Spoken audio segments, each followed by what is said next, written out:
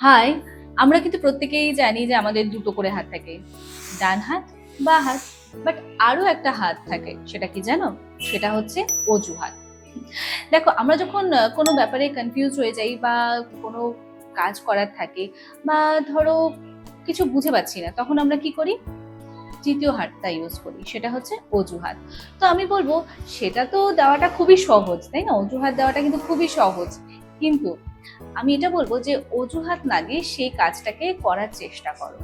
আর সেই কাজটা যদি একবার করে ফেলতে পারো, সেই কঠিন কাজটা, তাহলে দেখবে পরের বার থেকে যখন তুমি আহ, যখন অজুহাত দিতে চাইবে, তখন তোমার নিজেরই মনে হবে যে অজুহাত না দিয়ে কাজটা করেই ফেলি, তাই না? কারণ তুমি যদি অজুহাত দাও, তাহলে কিন্তু পিছিয়ে তুমি নিজেই পড়বে। এটাতে তুমি নিজেকেই বোকা বানাচ্ছ, অন্য কাউকে না।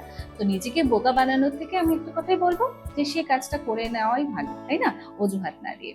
তো তোমাদের কি মনে হয় সেটা কিন্তু অবশ্যই জানাবে আমাকে কমেন্টস করে। ভুলবে না, অপেক্ষায় থাকবো।